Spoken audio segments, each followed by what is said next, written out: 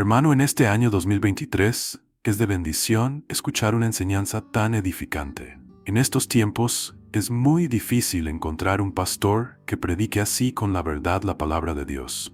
Saludos desde Colombia. Dios mío, este hombre tiene sabiduría que me encanta, porque Dedis lo sigue usando para llenarnos de conocimientos de interés mundial. A pesar de años, las predicas sigue siendo muy interesante y como si fuera de hoy. Y por eso no viven vidas victoriosas, no viven en la libertad gloriosa de los hijos de Dios. Así que antes de proponernos una meta, antes de decir voy a hacer esto, voy a hacer aquello, lo primero que tienes que hacer seriamente es romper toda mentira que esté en tu mente, que esté en tu estilo de vida. A veces son costumbres, a veces son pensamientos, traumas, recuerdos, etcétera, etcétera. Dice la palabra de Dios en 2 de Corintios, por ahí por el capítulo 10, que aunque andamos en la carne, no militamos según la carne, porque las armas de nuestra milicia no son carnales, son poderosas en Dios para la destrucción de fortalezas, llevando cautivo todo pensamiento a la obediencia de Cristo. Tú no vas a ser libre, nunca, jamás serás libre, a menos que primeramente eches con verdades las mentiras que están en tu mente. ¿Cómo se puede vencer la mentira? Con la verdad. Por cada mentira que logres vencer hay que poner, hay que plantar una verdad en tu vida. Es lo primero que tienes que hacer. Hablaremos de esas mentiras en esta tarde. En segundo lugar, edificar nuestra vida sobre verdades. Ya hemos destruido las mentiras, ya las hemos eliminado, ya las hemos derrotado con la verdad de la palabra de Dios, pero ahora la verdad tiene que ser la base, tiene que ser el fundamento sobre el que vamos a construir nuestra familia, nuestro ministerio. Todo lo que vayamos a hacer en la vida tiene que tener una base, pero una base verdadera, un fundamento firme, no arenas movedizas, para que podamos aguantar los avatares y problemas y luchas y pruebas de la vida. Y finalmente, una vez que hemos destruido y roto fortalezas de mentira, hemos puesto un buen fundamento basado en la verdad, tenemos que interiorizar y practicar esas verdades. Hay gente que sabe muchas verdades, muchísimas, pero luego no las viven, luego no las practican. Y si queremos realmente que el año 2016 sea un año victorioso, lo primero, guerra a la mentira. Vamos a hacerle guerra a la mentira con la espada de la verdad, con el poder de la verdad. La verdad dice que nos hará libres, pues si nos hace libres la verdad, practiquemos la verdad, derrumbemos, rompamos toda mentira, todo complejo, todo trauma, toda mala historia con la verdad. Edifiquemos sobre esas verdades y practiquemos esas verdades y entonces vamos a ver grandes resultados. Pero decir, voy a leer la Biblia entera, voy a orar más, voy a comprometerme más con la iglesia y con el Señor, voy a estudiar más la palabra del Señor, voy a apuntarme a una escuela bíblica para adquirir conocimiento, voy a hacer y voy a hacer y voy a hacer. Pero si no has roto las mentiras de tu vida, esas mentiras van a ser como esas malas hierbas que a veces ahogan la semilla y aunque la semilla se plantó en tu corazón no dio fruto, porque dice la Biblia que a veces la semilla fue ahogada por las malas hierbas. Y queremos arrancar las malas hierbas de cuajo. ¿Cuántos dicen amén? Una vez que hayamos hecho estas tres cosas, que parece muy fácil decirlo, así muy fácil se ha dicho, pero a veces lleva toda una vida realmente el poner en práctica estos tres principios. Ahora vamos a poder enfrentarnos a cualquier mentira. ¿Por qué? Porque estamos empapados, hemos interiorizado las verdades bíblicas en nuestra vida y automáticamente la mentira no va a encontrar lugar en nuestro pensamiento, no va a encontrar lugar en nuestras emociones. ¿Por qué? Porque estamos llenos de verdad, desde la cabeza hasta la planta de nuestros pies. La mentira no se va a poder colar en nuestros pensamientos, en nuestra forma de hablar, en nuestra forma de comportarnos. ¿Por qué? Porque estamos llenos de verdad y la verdad nos protege. La verdad es como una muralla que el Señor construye a nuestro alrededor e impide que las mentiras penetren en nuestra vida. Y nos va a resultar mucho más fácil discernir las mentiras llenos de verdades, interiorizando y practicando verdades, que si viviéramos sin practicar la verdad. La verdad no tiene que ser algo teórico, tiene que ser algo práctico todos los días de nuestra vida. ¿Cuántos dicen amén? Hay 5 grandes mentiras que, aunque parezca mentira, valga la redundancia, muchos creyentes han creído en ellas y las practican. Y cuando hablan con otros hermanos, cuando hablan con otras personas, comparten y están todos llenos de razones y cargados de buenas razones, y están compartiendo mentiras y viven mentiras y planean su presente y condicionan su futuro en base a estas 5 mentiras de las cuales quiero hablar en esta tarde. Vamos, lo más seguro es que ninguno de nosotros nos encontremos identificados con las 5 grandes mentiras, pero seguro que más de uno de ustedes, con estas 5 mentiras que voy a compartir, con alguna te vas a ver tremendamente reflejado.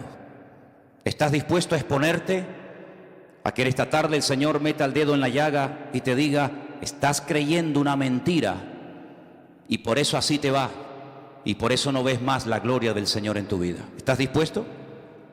La verdad nos compromete. La verdad es como un espejo que ponen delante de nosotros. Y cuando nos ponemos delante de un espejo, si te ves mal, no le eches la culpa al espejo. Si te ves gordo, si te ves feo, si te ves como te veas, no te enfades con el espejo. El espejo proyecta, el espejo refleja lo que ponen delante. Y por eso quiero hablar en esta tarde acerca de estas 5 mentiras. La primera mentira es, no me caso, no nos podemos casar todavía, porque no tenemos dinero. Ustedes dirán, qué tontería. ¿Seguro? ¿Saben la cantidad de parejas? ¿Saben la cantidad de creyentes, jóvenes, que les gustaría formar una familia, que les gustaría casarse, que les gustaría vivir con él o con ella toda su vida, pero dicen, no nos podemos casar porque no tenemos dinero?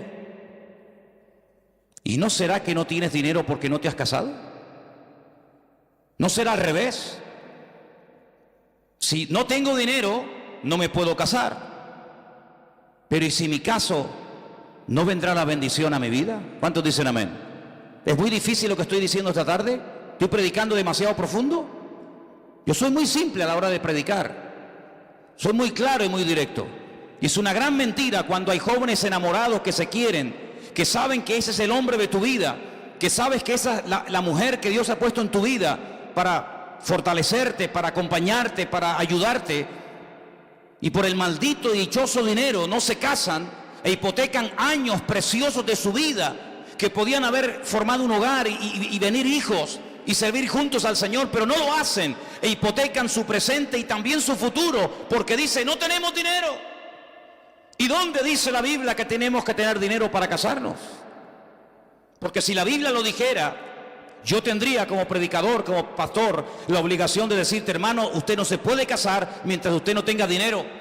Pero como la Biblia no lo dice, ni en ninguna parte de la Escritura encontramos que el requisito básico e indispensable para que 2 jóvenes enamorados se puedan casar y formar una familia es tener dinero, no te lo puedo enseñar. Hay bendiciones que no vienen porque la gente no está dispuesta a pagar el precio. Porque hay algo que yo quiero que en este culto y a lo largo de todo este año interioricemos, y por eso quiero que lo proyectemos ahí para que lo lean y lo digan conmigo en alta voz. La falta de fe es la causa de la mayoría de los problemas. ¿Cuántos dicen amén? ¿Lo tenemos ahí? Léalo fuerte, por favor, quiero oírles. La falta de fe es la causa de la mayoría de los problemas. Otra vez, la falta de fe es la causa de la mayoría de los problemas. No es la falta de dinero, es la falta de fe. Por eso te pregunto, ¿la fe qué es? No es fiarse de Dios. No es creer que si obedezco al mandato del Señor y doy un paso, el Señor me sorprenderá y abrirá las ventanas de los cielos y suplirá toda necesidad.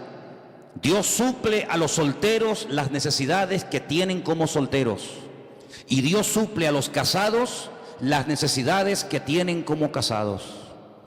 Dios suple las necesidades de los matrimonios y sin hijos porque no tienen la necesidad de alimentar o de cuidar o de educar a hijos. Pero en el momento en el que los hijos vengan, la provisión de Dios será mayor. ¿Por qué? Porque también los gastos serán superiores. En otras palabras, según tú vivas, según la condición en la que te encuentres, así verás la gloria del Señor en tu vida y así el Señor te tratará. Si como soltero no tienes tantos gastos como se tiene evidentemente cuando uno se casa y no tiene las responsabilidades de atender un hogar, ¿para qué quieres tanta provisión de Dios? La provisión de Dios es proporcional a la necesidad que tienes en el momento en el que vives. Si no hay necesidad de criar hijos, Dios no te va a dar medios para criar hijos. ¿Por qué? Porque no los tienes. Pero en el momento en que los tengas, en el momento en el que necesites comprarle libros, ropa, zapatos, etcétera, etcétera, el Señor te dará todo eso por añadidura, porque el Señor nunca le deberá nada a nadie. ¿Cuántos dicen amén? Así que si hay alguien aquí en la iglesia o alguien que nos escucha por internet y está frenando la bendición en su vida, porque hermanos, hay personas que frenan, que detienen la bendición de Dios, está sobre sus cabezas, pero no se mueven, no se fían de Dios, quieren moverse en su seguridad. Y si yo les contara la falsa seguridad que produce el dinero, se quedarían con la boca abierta de ver gente que hoy tenían su futuro arreglado, lo tenían todo dispuesto y preparado para pasar una buena vejez, y así, en un minuto, se les fue todo. ¿Cuántas personas ahorraron? ¿Cuántas personas metieron en bancos, en fondos de pensiones, sus ahorros, pocos o muchos? Y por las razones que no vamos a entrar ahora a cuestionar, lo perdieron absolutamente todo. Ahora podemos entender por qué la Biblia nos enseña: bienaventurado el varón que confía en el Señor su Dios y no en el hombre. ¿Cuántos dicen amén? Si estás enamorado y el Señor te ha mostrado que ese es el hombre de tu vida, que esa es la mujer que Dios ha puesto en tu camino, da el paso de fe.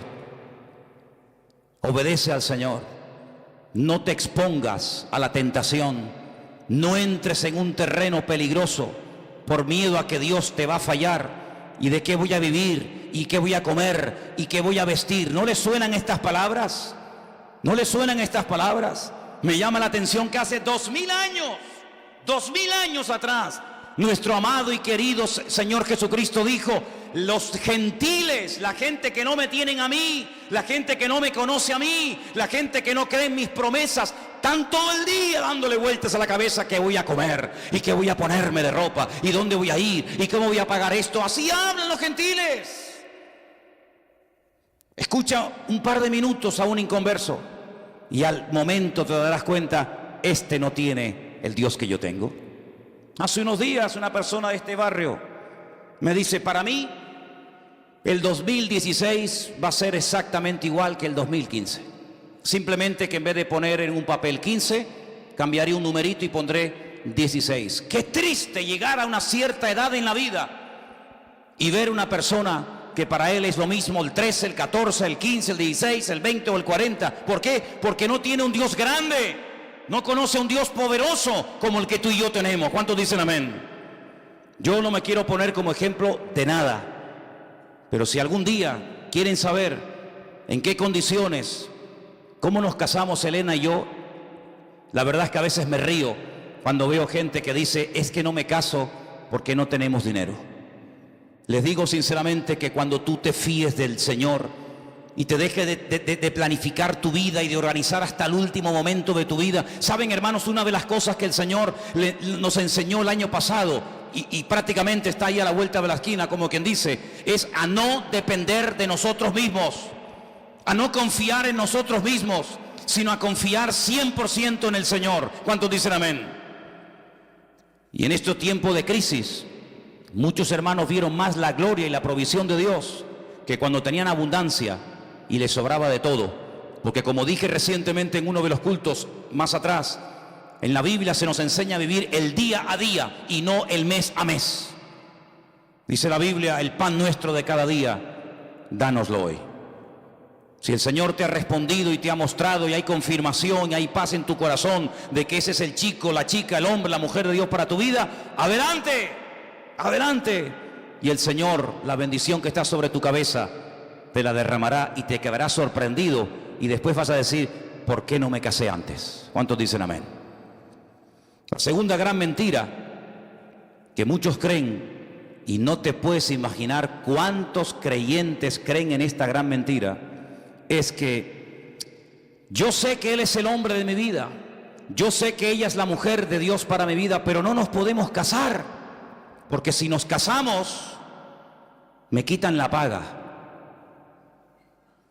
Porque ustedes saben que en este país, no sé los viudos, pero a las viudas reciben una paga de 150.000 euros mensuales. ¿Sabían eso, no?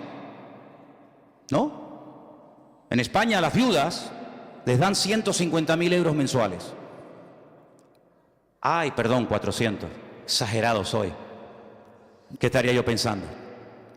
400 euros le dan, nada más o menos. 500. Pero hermanos, 500 euros es un billete, ¿sí o no? ¿Los han visto alguna vez? Algo dice, no. Bueno, existen, hermano, existen. Son rosaditos, pero hay poco. No están mucho en las iglesias. Suelen estar por Suiza, paraísos fiscales, de banco en banco, de casino en casino. No les gustan mucho los cultos, no frecuentan mucho los cultos. Las moneditas sí. Hola, ¿qué tal? Vengo del culto, esta mañana estuve en la iglesia bautista. ¿Dónde vas? A la iglesia de Manolo. Eso sí, eso se van, son muy espirituales las monedas. Los de 500 son carnales, no les gusta pisar una iglesia, no les gusta nada del Señor. No sé por qué será, pero existen. Hermanos, ¿sabe qué? A veces somos muy propensos a cuestionar y a criticar a ciertos y determinados personajes de la Biblia por lo que hicieron o por lo que dijeron. Decimos, pero Pedro, ¿cómo pudiste negar del Señor? Dudar del Señor y ahogarte cuando estabas caminando por encima de las aguas y viste al Señor a tu lado? ¿Cómo pudiste dudar? Hermano, ¿y nosotros?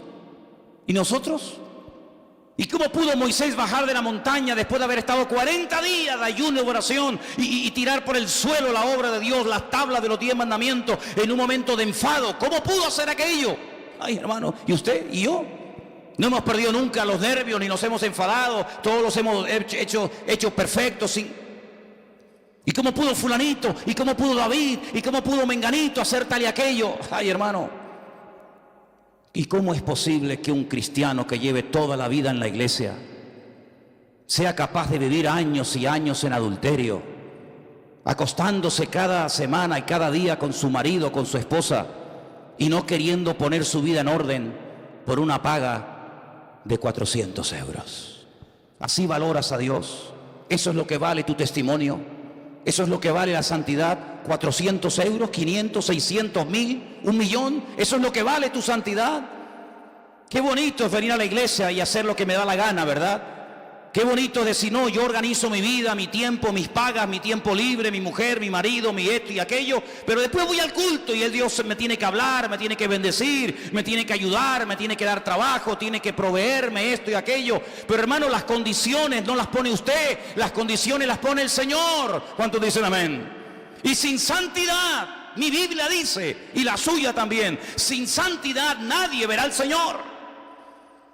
Pues lamentablemente tengo que decir que he conocido y conozco creyentes que no se casan ni ponen su vida en orden porque el Estado les quita la paga. Y hermanos queridos, ¿y no creen ustedes que a lo mejor si se pusieran en orden delante del Señor, el Señor le daría mucho más que esa paga del hombre? Y verían cómo el Señor es fiel y cómo el Señor bendice a la persona obediente y que se fía de Dios. ¿Cuántos lo creen conmigo? Gloria a Dios. Otra gran mentira: no nos casamos porque no tenemos dinero, no nos casamos porque nos quitan la paga. ¿Quiere más? No tenemos hijos, no podemos de momento tener hijos porque la vida está muy difícil. Y algunos cuando quieren tenerlos no les vienen. Hicieron todo lo humanamente posible para evitar que vinieran. Y algunas parejas, no muchas, pero conozco algunas que cuando quisieron que vinieran, no venían. Y veían a otras parejas cómo tenían hijos, pero ellos no. Y ya no hacían nada para evitar el tenerlos, pero ya no venían, ¿verdad? Como si nosotros pudiéramos negociar la vida o la muerte, el sí o el no, el estar o no estar. deseosos de ser padres por una situación económica. Ya sé que la vida que vivieron nuestros padres, nuestros abuelos y nuestros antepasados no tiene nada que ver con la vida, con las exigencias de un joven, de un niño, de una pareja hoy en día. Ya sé todo eso, ya lo sé. Ya sé que antiguamente se tenían un montón de hijos y no se pensaba si estudiaban o si no estudiaban esto o aquello. Pero no nos habremos complicado la vida nosotros los creyentes y cuestionamos o dudamos de la provisión de Dios con la excusa de que como estamos pasando tiempos difíciles y tiempos de excusa, lo que tenemos que hacer es sacrificarnos y no tener hijos, cuando la Biblia dice que la bendición de Dios para un matrimonio son los hijos. La herencia del Señor son los hijos. ¿Por qué no quieres la herencia de Dios? ¿Por qué no quieres tener la herencia del Señor? Cuando lo más hermoso en la vida es poder tener entre tus brazos a un hijo tuyo y a una hija tuya. ¿Cuántos dicen amén? Padres y madres que están aquí, ¿estamos de acuerdo, sí o no? Lo más hermoso del mundo es tener un hijo y tener una hija. Lo más hermoso. No hay gozo, no hay alegría más grande en la vida que tener a un pequeñín corriendo por tu casa. Hermanos, perdonen la expresión, pero hasta cuando hace caquita, hasta te alegra, porque la caquita de tu hijo es la más especial de la tierra. Es increíble. Y se la enseñamos, mira cómo la hace, mira cómo es. Y el otro dice, hermana, por favor. No, pero es hermosa, hermano. Es increíble, hermanos, cómo se pierden esa bendición tantas parejas. Tantas parejas se pierden esa bendición. No crean esa mentira, es una mentira. Es una mentira. ¿Cómo que yo tengo que estar sobrado económicamente para poder tener hijos? ¿Pero qué te crees que eres tú? ¿Dios o qué? Es el Señor el que organiza nuestra vida, no somos nosotros. Pero vivimos en un contexto, en un sistema que nos ha engañado y nos ha cegado, creyendo que nosotros hasta podemos organizar nuestra vida. Cuando la Biblia dice, no vivo yo, mas vive Cristo en mí. Y te vuelvo a repetir, en el momento en el que vengan los hijos y vengan más necesidades, evidentemente, también vendrán más bendiciones de parte del Señor. Si tienes 3 hijos, Dios te proveerá para 3 hijos. Si tienes 10, Dios te proveerá para 10. Y si tienes 500, que lo dudo, pues para 500 el Señor te suplirá. No tienes que tener ningún temor. ¿Cuántos dicen amén? No tengan ningún temor. Es más, tener hijos cuando te sobra, lo hace cualquiera. No tienes que ser ni creyente. Si tienes 1 millón de euros en el banco y ganas un sueldazo tú todos los meses y tu mujer otro tanto, bueno, sí. ¿Y no será que después quieres viajar y conocer mundo y ir por aquí, ir por allá, y los hijos son un estorbo y ya nos van a frenar y nos van a cortar la libertad? Entonces, ¿qué quedamos? No tenemos hijos porque no tenemos dinero, y cuando tenemos mucho dinero queremos pegarnos la gran vida y de momento vamos a disfrutar.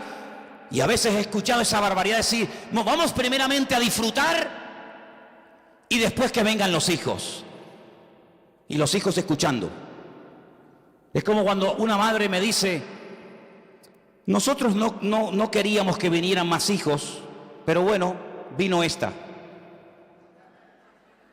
Y recuerdo una vez que una niña se quedó mirando a su mamá y le dijo, esto es verdad, mamá, ¿tú no querías que yo viniera? No, calla, hija, que tú no son conversaciones de adultos. Sí, entienden, claro que, ¿cómo no van a entender? ¿Son tontos o qué? Entienden más que lo que tú te crees. Amados, no creamos las mentiras del mundo.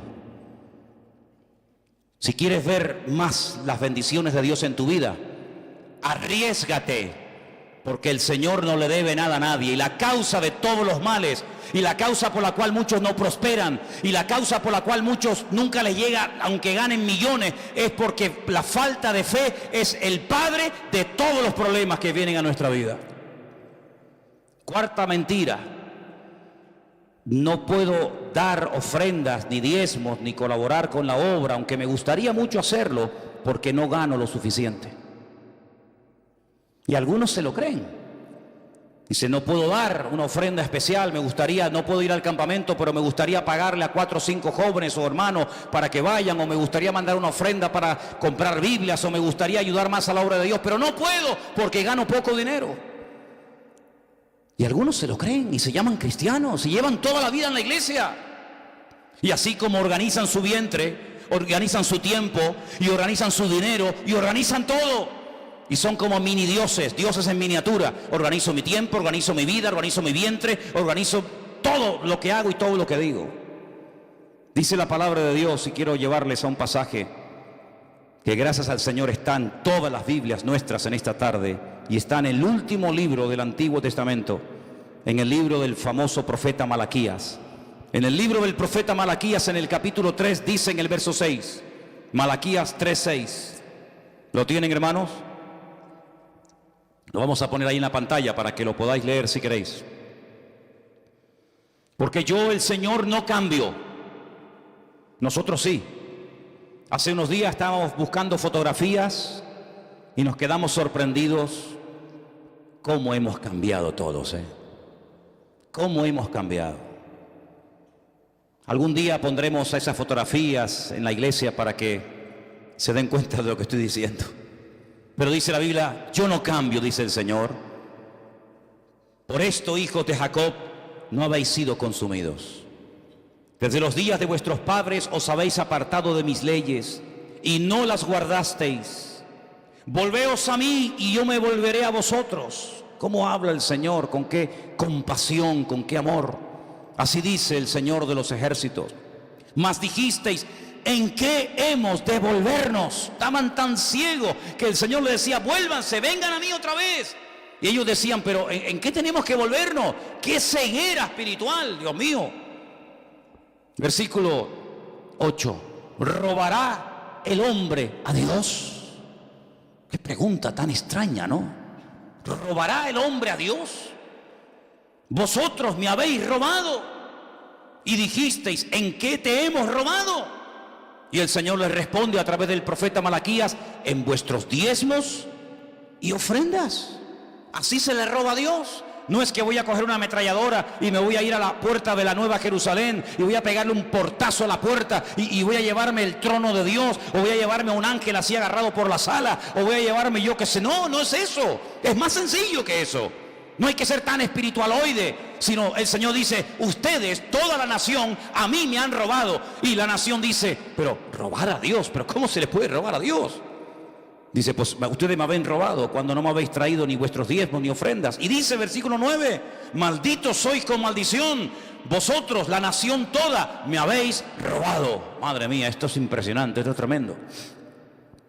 Traed los diezmos al alfolí, todos los diezmos al alfolí, y hay alimento en mi casa, y probadme ahora en esto, dice el Señor de los ejércitos. Si no, abriré las ventanas de los cielos, derramaré sobre vosotros bendición hasta que sobreabunde. ¿Quién dice esto? El Señor lo está diciendo a través de su bendita palabra. Y dice algo más en el verso 11 que a veces parece como que no es importante, pero es muy importante. Dice, reprenderé, aparte de lo que ya ha dicho en el versículo 10, añade, reprenderé también por vosotros al devorador. Mi pregunta es, ¿quién es este devorador? ¿Quién es este? ¿Quién es el devorador? Satanás, el diablo, el que devora, el que viene a matar, a hurtar, a destruir. Llámalo calumniador, Satanás, padre de mentira, devorador. Tiene más de 27 títulos o nombres de la Biblia, para que sepamos cómo se mueve, cómo actúa, cuál es su naturaleza. Uno de ellos, el devorador, el que lo traga, el que lo consume todo. Lo reprenderé. Y no os destruirá el fruto de la tierra, ni vuestra vid en el campo será estéril, dice el Señor de los ejércitos. Amigo, yo creo que Él tiene la suficiente credibilidad como para creer en Él y no dudar de Él, ¿sí o no? Esto no es una promesa de Zapatero, ni de Rajoy, ni de fulano de Mengato, es una promesa del Señor. Yo reprenderé al devorador. Habrán millones de insectos y millones de plagas en el mundo, pero si ustedes hacen lo que tienen que hacer, yo mantendré a raya, yo lo mantendré a raya. Vuestra vid no se va a echar a perder. Habrá bendición hasta que sobreabunde, dice el Señor. Y todas las naciones, versículo 12, todas las naciones os dirán, bienaventurados, porque seréis tierra deseable, dice el Señor de los ejércitos. Unas promesas tremendas que muy pocas veces se leen, pero en este primer domingo del año creo que vienen bien leerlas. Entonces, haga lo que tiene que hacer, cumpla delante de su Dios con lo que tenga que cumplir y deje los resultados en las manos del Señor. Yo no soy como esos predicadores que abundan por ahí, cada vez hay más, lamentablemente, que todo lo arreglan con diezmos y ofrendas. Usted está enfermo, ofrende y diezme.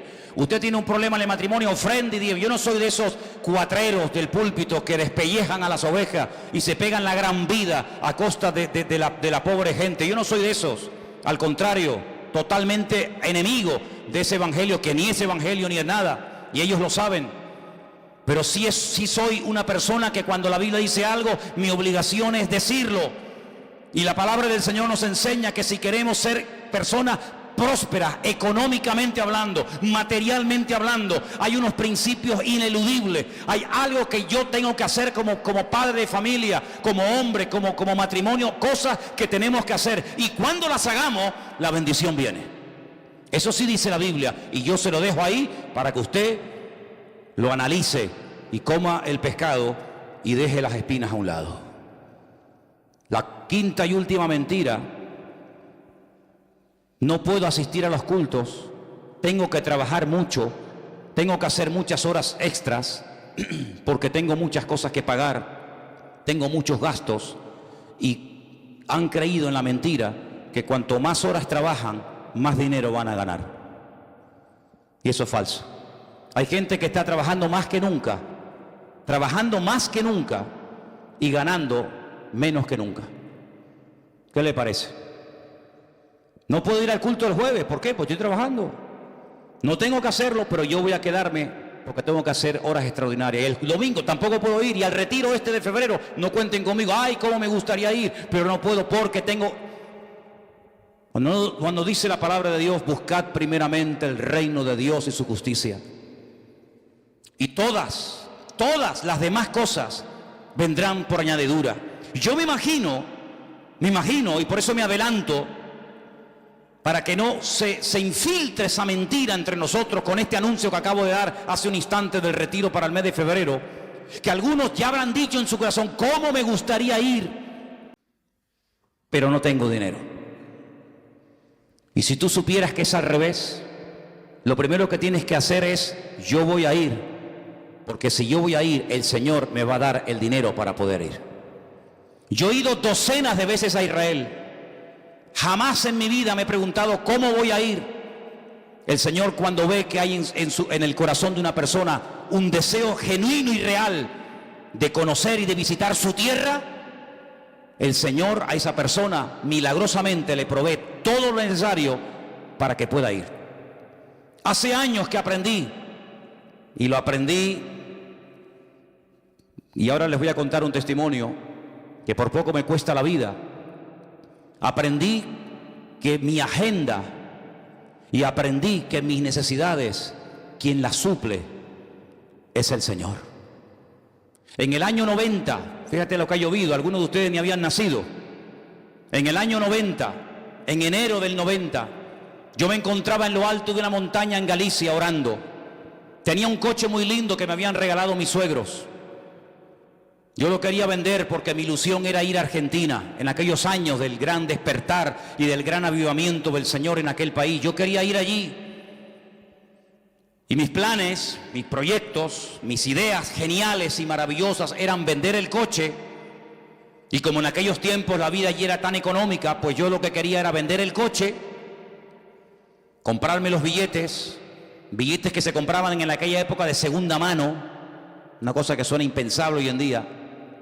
Personas que venían a España y vendían el billete de vuelta. ¿Qué te parece? Y llevarme un dinerito para estar allí unos meses y ver el mover de Dios allí. Y yo oraba y confiaba de que ese coche me iba a proveer mis necesidades. Pero la pregunta es: ¿quién es el que suple nuestras necesidades? ¿El coche? ¿El oro?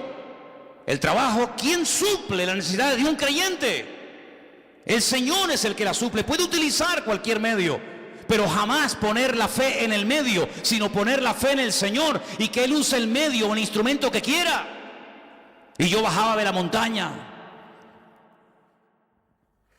y en una recta, al final había una pequeña curva y al suelo le habían echado lo que llamamos aquí ese piche, como picón. Y yo frené y el coche me derrapó y no fui capaz de tomar la curva y el coche salió así, despedido, al vacío. Esa sensación de ir en una especie de montaña rusa sin raíles, porque cuando vas en la montaña rusa, sabes que de alguna manera, pero esa sensación de caer al vacío y esa cosa que te da aquí en el estómago, es una sensación terrible. Recuerdo que yo no llevaba el cinturón de seguridad puesto, me agarré al volante, apreté con todas mis fuerzas hacia atrás, hice la oración más corta y más ungida de toda mi vida. Jamás en mi vida he orado con tanta fe y a grito, solamente me dio tiempo de decir, Señor, sálvame. Y cuando dije eso, el coche hizo ¡pum! Cayó así de punta. Primeramente cayó sobre la rama de un árbol, la partió. Eso fue lo que gracias a Dios me amortiguó y cayó así de punta, el coche quedó así. Por este lado recuerdo que había como una roca, una pared, no podía salir. El cristal, la luna delante, salió entera. Y al momento de salir entera, los limpiaparabrisas entraron para adentro. Y yo notaba que algo estaba cayendo del techo. Yo pensaba que era gasolina y que iba a explotar. Es una cosa tan terrible. Y yo miraba para el techo y decía, pero yo no veo que cae nada. Y cuando hice así me toqué y tenía todas las manos llenas de sangre. Pero mi preocupación no era ni la sangre, mi preocupación era mi coche que se ha roto. ¿Cómo me voy a Argentina ahora? ¿Cómo compro los billetes ahora? Y entonces salí del coche, me subí arriba a la carretera, venía un tractor y entonces lo paré y le pedí que por favor me ayudaran a sacar del fondo del barranco mi coche.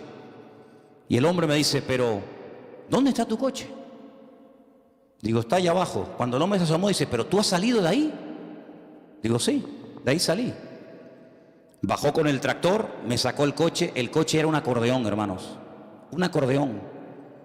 Solamente quedó una rueda, las demás las reventó todas, la palanca de cambio desapareció, el coche era, el pobrecito, un acordeón.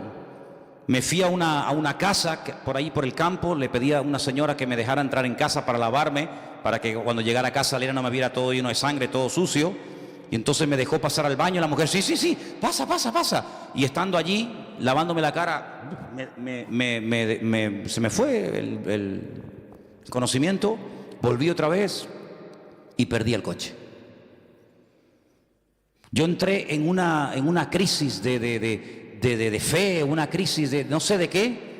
Y ahora cómo me voy, Señor, y ahora cómo ya me había despedido de la iglesia, ya habíamos entregado a la iglesia a otro pastor, que después la pastoreó 10 años más después de nosotros. Hermanos, comenzamos a visitar iglesias para despedirnos y cada vez que íbamos a una iglesia nos daban ofrendas.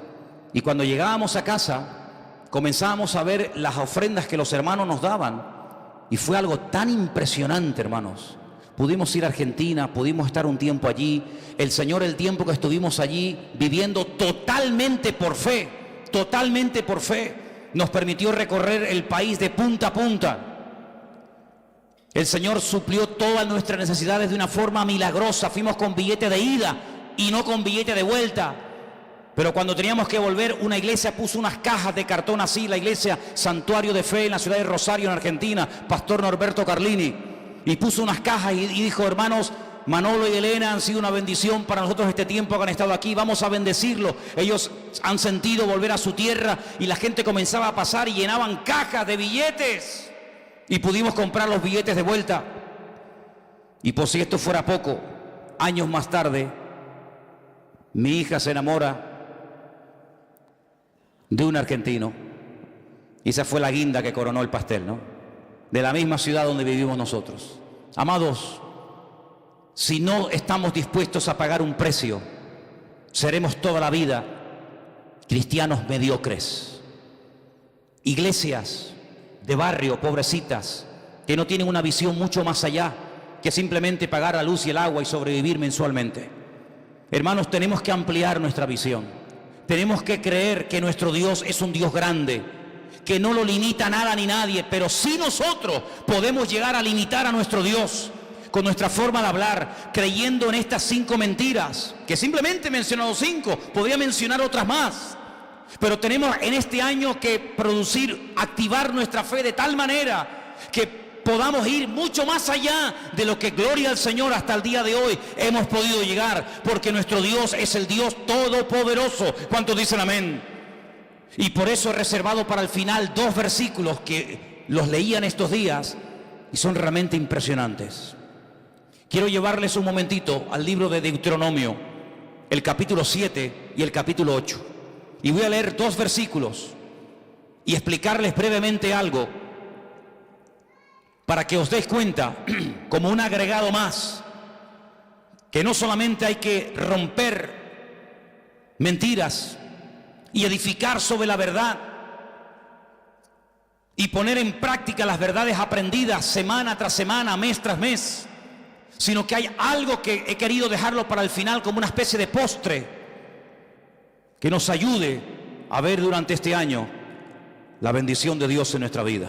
Deuteronomio capítulo 7 se leyó desde el 12 en adelante, pero el versículo 12, Deuteronomio 12, yo lo voy a leer en otra versión. Creo que nos va a ayudar a comprenderlo un poquito mejor. Dice el versículo 12, según esta versión que yo lo voy a leer ahora. Y como consecuencia de haber escuchado estos mandamientos y de haberlos guardado y de haberlos llevado a cabo, el Eterno tu Dios guardará para ti el pacto y la bondad que Él juró a tus antepasados. Fíjate, como consecuencia de, no como algo automático, no como algo que se produce instantáneamente, sin ningún tipo de esfuerzo por mi parte, sino como consecuencia de haber puesto en práctica los mandamientos del Señor, como consecuencia de haber interiorizado y de haber vivido y de estar viviendo en la verdad. La consecuencia directa de eso es que el Señor cumplirá con su pacto que ya había dado a nuestros padres en el pasado. Miren, hermanos, hay algo muy interesante que los judíos han hecho durante mucho tiempo, y a ellos les ayuda todos los años a tener un ciclo de lecturas, empezando por el libro del Génesis y terminando por el libro de Deuteronomio, independientemente de otros libros, independientemente de otras lecturas. Ellos han dividido en más de 52 porciones estos 5 primeros libros de la Biblia, que nosotros llamamos el Pentateuco y ellos lo llaman el Humash, la Torá. Ellos leen a lo largo de un ciclo que dura un año, de octubre a octubre, estos primeros 5 libros de la Biblia, y a cada una de estas porciones le han puesto un nombre. Y así, simplemente mencionando el nombre, ya saben de qué libro y de qué porción estamos hablando. Hay una porción que empieza en Deuteronomio 7:12, el versículo que yo les acabo de leer. Y el nombre que le han puesto a esa porción, que va hasta otros capítulos, se llama Ekev. Ekev. Y la palabra Ekev significa talón, el calcañar. Y uno dice, ¿y qué tiene que ver la palabra Ekev con esta porción de la Biblia? Claro, usted lee el versículo 12 y la palabra talón no la ve por ninguna parte, ¿verdad? Usted ve la palabra talón en el versículo 12 por ninguna parte, pero en hebreo está. En hebreo está. Y es interesante notar, cuando uno lee el libro de Josué, que cuando ellos van a entrar a tomar posesión de la tierra, por fin, después de 40 años de dar vueltas y vueltas y más vueltas en el desierto, hay algo que tienen que hacer los sacerdotes. Ustedes lo pueden leer en Josué capítulo 3, del 13 al 17, cuando lleguen en casa, lo leen tranquilamente. Josué 3, del 13 al 17. El Señor le dice a Josué, dile a los sacerdotes que portaban el arca, que cuando ellos entren y mojen sus calcañares, sus tobillos, cuando las plantas de sus pies entren a las aguas del río Jordán y se queden firmes, quietos, sin moverse en medio del río Jordán, las aguas que vienen del norte de Israel se detendrán. Y evidentemente las aguas que van hacia el sur, que entran en el Mar Muerto, se irán. Y se producirá un vacío, y entonces aprovechen para penetrar y cruzar el río Jordán y tomar posesión de la tierra prometida y conquistar la tierra de Jericó. Fíjate qué interesante, no dice cuando se mojen la cabeza o metan la mano, sino cuando se mojen las plantas de los pies de los sacerdotes. Tenemos una expresión que muchas veces decimos, hay que mojarse, amigo, mójate, mójate. Cuando le hacen una pregunta en la televisión a una persona, a ver, ¿quién va a ganar? ¿Fulano o Mengano? Y dice, bueno, no, mójense, mójense. Habéis visto esa expresión, ¿verdad? ¿La habéis escuchado? Probablemente venga de ahí. En otras palabras, hay 2 millones de personas esperando a ver qué van a hacer ustedes. En otras palabras, la tierra va a ser conquistada. Vamos a poder pasar de la rutina a la libertad gloriosa de Canaán cuando ustedes decidan que las cosas cambien. Ya hemos estado demasiado tiempo en el desierto dando vueltas. Si los sacerdotes dicen, está bien, sabemos cuál es nuestra obligación, sabemos lo que tenemos que hacer, pero mañana, otro día, el pueblo iba a estar detenido, miles y miles de personas, familias, jóvenes, ancianos, iban a estar detenidas porque unos señores no terminaban de interiorizar una verdad que ya conocían. ¿Cuál era? Mojarse la planta de vuestros equef, de vuestros talones. Una vez que ustedes hagan su parte, el milagro se producirá y como resultado, como consecuencia de haberse producido el milagro, toda esta nación será afectada positivamente. De ustedes depende. Ahí está la tierra, yo estoy con ustedes, nadie les podrá vencer jamás, aunque sean más numerosos, aunque estén mejor armados, aunque sean más fuertes, no pasa nada. Aquí empieza hoy un cambio, aquí empieza hoy un principio de una vida nueva. De ustedes depende, amigos. Esa es una explicación. La otra explicación es que en el versículo 12 el Señor dice, cuando ustedes cumplan y pongan en práctica estos decretos que yo les mando hoy, y habla de decretos en plural, mishpatim, en otras palabras, cuando la gente menosprecia algo, es como si lo pisotearan. Dice, no echéis las perlas a los cerdos, no sea que las pisoteen y se vuelvan contra vosotros. Es decir, lo que la gente menosprecia, como la obediencia al Señor, como la fidelidad al Señor, como poner nuestra fe y nuestra confianza en Él, lo que la gente menosprecia y pisotean con sus pies y con sus talones, vosotros cumplidlos. Y cuando lo cumpláis, entonces podréis ver la gloria de Dios, y el pacto que hice con vuestros padres se cumplirá, y veréis la bondad y la misericordia del Señor. Eso es lo que está diciendo el Señor. Por otra parte, cuando vamos al capítulo 8, encontramos en el versículo 1 algo muy interesante. En nuestra versión española dice, cuidaréis de poner por obra todo mandamiento que yo os ordeno hoy. En el capítulo 7, la palabra mandamientos está en plural. Y en el capítulo 8, verso 1, la palabra mandamiento está en singular, no dice mandamientos. Y aparte hay otra cosa muy importante, que es el artículo. Cuidaréis de poner en práctica el mandamiento, todo el mandamiento. En otras palabras, cuando empieces a cumplir algo, cúmplelo todo. No te quedes a medias, porque si te quedas a medias y no practicas el 100% de la verdad, es como si no hubieras practicado absolutamente nada de la verdad. Hay gente que comienza a caminar en fe. Le dices, mira, la única manera de que el Señor perdone tus pecados es arrepintiéndote, creyendo en la obra de Cristo en la cruz por ti, pidiéndole perdón, aceptándolo en tu corazón, confesándolo con tu boca como tu Señor y Salvador, y si lo crees y lo haces hoy y aquí, serás salvo y pasarás de muerte a vida. Y lo creen y lo hacen, y todos los que estamos aquí, o la mayoría, lo hemos hecho. ¿Sí o no? Al poco tiempo esas personas comienzan a leer la Biblia y nace de ellos o de ellas, y aquí ha pasado continuamente, todos los años pasa continuamente este milagro, que vienen y te dicen, oye, ¿cuándo me puedes bautizar? Y yo les digo a esas personas, ¿y quién te habló del bautismo?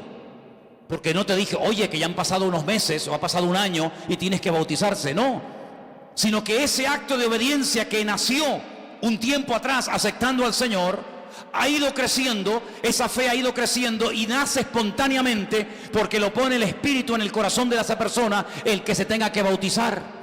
Y así comienza a avanzar y tú ves cómo crece y cómo va madurando y cómo va invitando a otras personas para que conozcan al Señor y cómo va creciendo en el Señor. Pero llegará el momento cuando tendrás que tomar decisiones no tanto de tipo espiritual como aceptar a Cristo, como el bautismo en agua, etcétera, sino decisiones de tipo material, de tipo familiar, etcétera, etcétera. Y es ahí donde el Señor te dice, tienes que cumplir con todo el mandamiento. Es decir, empezaste bien, sigue caminando, sigue avanzando, no te detengas, no te frenes. No es que fulanito, no, olvídate de todo eso. Dice, no te apartes ni a diestra ni a siniestra, para que todo te vaya bien y seas prosperado en todo lo que emprendas para el Señor. ¿Cuántos dicen amén? Es decir, para derrotar esas mentiras y que nunca más en el 2016 ninguna de estas 5 mentiras que hemos hablado esta tarde, un poco de ellas, ni ninguna otra encuentre cabida en mi vida, tengo que llenarme de verdades. ¿Y dónde están esas verdades? ¿Dónde me alimento de esas verdades? Aquí las tienes, hermano. Más cerca de ti imposible. Aquí tienes las verdades. Cómo tienes que vivir como hombre, como mujer, como soltero, como hijo, como padre, como madre. ¿Qué tienes que hacer con tu tiempo? ¿Qué tienes que hacer con tu dinero? ¿Qué tienes que hacer con las decisiones a corto y a largo plazo? Aquí están todas las verdades, todo lo que usted necesita saber está aquí. Pero ¿cuál es el problema? Que a veces la gente comienza a llenarse de la información que nos da el periódico, de la información que nos da la televisión, de la información de lo que está pasando aquí y por allá. Y entonces la fe se contamina. La fe se enferma, la fe se debilita y comenzamos a preocuparnos. ¿Y qué va a pasar con mi vida? ¿Y si me echan del trabajo? ¿Y si ahora resulta que no me dan los papeles que tanto he luchado por tener? ¿Y si ahora no me dan la ciudadanía? ¿Y si ahora resulta que sube el petróleo? ¿Y si ahora resulta que los árabes vienen a Europa y nos matan a todos? ¿Y si ahora resulta que Israel no sé qué? ¿Y si ahora resulta que los rusos? Y comenzamos a volverlos locos. Cuando yo lo que les digo a la gente, hermanos, nuestra fuente de información no es el mundo, no es Telecinco, no es Antena 3, nuestra fuente de información correcta y verídica y las verdades que nos van a cambiar la vida están aquí en su bendita palabra. ¿Cuántos dicen amén? El Señor dijo, escudriñad las Escrituras, léanlas, memorícenlas, enséñenselas a los niños, que las aprendan desde pequeñitos, para que cuando sean grandes y sean bombardeados a través de la televisión, de la radio, de la prensa, en los colegios, en las universidades, estén firmes sin titubear. ¿Por qué? Porque la verdad trae firmeza, porque la verdad trae, hermanos, calma a nuestro espíritu. La verdad nos hace libres y nos hace felices en la vida. ¿Cuántos dicen amén? Por eso, hermanos, tenemos que tomar hoy, primer domingo del año, una decisión: mojarnos los pies en las verdades del Señor. Y quiero terminar citándote unas palabras de un sabio llamado Salomón, el hijo del rey David. Escribió un libro que algunos dicen que era como su diario personal. ¿Saben lo que dijo? Después te digo dónde está. Cualquier persona que diga que los tiempos pasados fueron mejor que los tiempos presentes, no hablará con sabiduría. ¿Qué te parece? ¿Eso está en la Biblia? Sí. Eclesiastés 7:10. Cualquier persona que diga, pero antes la vida era más tranquila, antes se vivía mejor, antes no sé qué. Hermanos, no tenemos que mirar atrás. Las cosas viejas pasaron. Nuestros padres, ¿a dónde se fueron? Nuestros abuelos, ¿a dónde se fueron? Que no eran creyentes, por lo menos en mi caso, a Cuba, a Argentina, a Venezuela, a Brasil, a lugares donde se les abría un mundo de posibilidades. Europa estaba recién salida de una guerra civil. Europa estaba destruida por una segunda guerra mundial, donde murieron 66 millones de personas, naciones, países enteros arrasados completamente. ¿A dónde huías? ¿A dónde ibas? ¿A Alemania? ¿A España? ¿A Francia? ¿A Italia? ¿A dónde ibas? Así se fueron millones de italianos, de españoles, vascos, escoceses, ingleses. ¿A dónde se iban? A Latinoamérica, porque no eran creyentes. Pero ahora nosotros somos creyentes. Y nosotros no tenemos que irnos a Dubái, que me han dicho que hay mucho trabajo. A Bilbao, que dicen que allí los vascos pagan mucho dinero. Ahora nos podemos ir ¿a dónde? Pues a Arabia Saudita, que están buscando mano de obra y allí nos pagan buenos sueldos. A Japón, sí, en Japón hay mucho trabajo. No, Japón no. Tenemos que irnos a Qatar, allí a la ciudad de Doha, que allí hay unos rascacielos tremendos y entonces buscan muchos albañiles y fontaneros. ¿Sí? Y ahora vamos a volver a cometer el error que cometieron generaciones del pasado. ¿Por qué no hacemos caso a aquel que dijo: venid a mí, los trabajados y cargados, que yo os haré descansar? Mientras tu meta sea Estados Unidos, mientras tu sueño sea algo de este mundo, tu fe está enferma. No hay nada malo en querer ir a vivir a Miami, a Honolulu o a cualquier país. No hay nada malo en eso. El problema es que tú eres creyente y tus acciones, tus actitudes, tu estilo de vida tiene que ser diferente. Y tu estilo de vida te descubre y te delata. Y cada vez que dices: me voy a ir para allá, o voy a comprar esto, o voy a hacer aquello, cada vez que hablas de la abundancia del corazón, habla la boca. Y lo que estás diciendo es que confías más en el tío Sam que en el Rey de Reyes y Señor de los Señores. Yo podía haberme ido a predicar y a vivir a Estados Unidos sin ningún problema. Hasta me ofrecieron allí ir a predicar. Pero jamás quise hacerlo para que nadie pensara que lo que quería era vivir mejor allá que aquí. Porque, ¿saben qué? El Señor nos dice a cada uno de nosotros: yo estaré contigo todos los días hasta el fin del mundo. Y el Dios de aquí es el mismo que el Dios de allá. Si usted como creyente necesita ir a otro lugar para ver